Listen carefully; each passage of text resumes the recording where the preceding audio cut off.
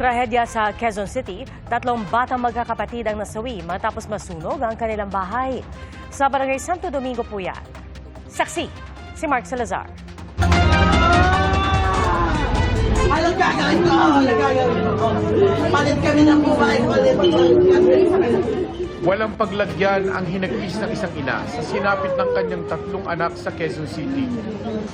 Pasado alas 11 kanina umaga at maulan pa nang sumiklab ang sunog sa isang bahayan sa Barangay Santo Domingo.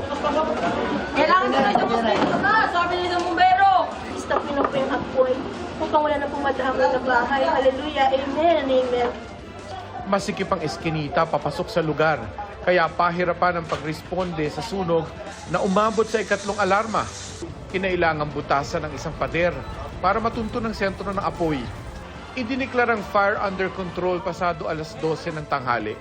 Pero sa puntong ito, nawawala pa ang magkakapatid na edad 10, 7 at 5. Wala pa po nakakakita, ang dami na puro magkakamag-anak po yun, wala po. Lahat po sila nakalabas, 3 bata lang wala.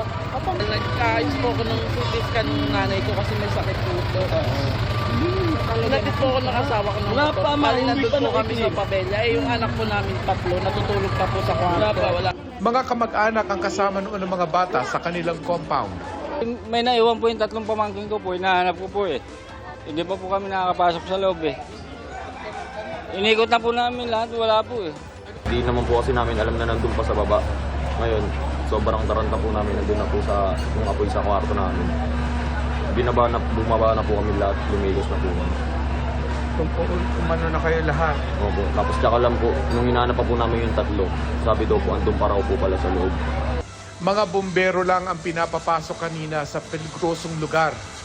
Habang tumatagal ang paghihintay, numinipis ang pag-asa ng pamilya ng mga bata.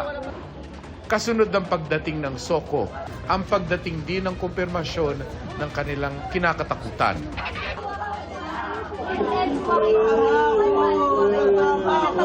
Tatama ako! Tatama ako sa kanila! Tatama!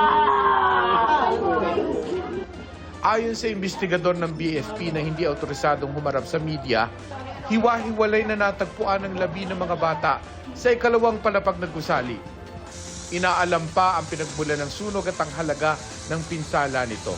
Sa number of families po, 33 families na po sila na on our record. We don't have yet yung exact number of yung house po talaga. Pero possible mga nasa 15, mga ganun po. Na wala po talaga silang na-save na any gamit.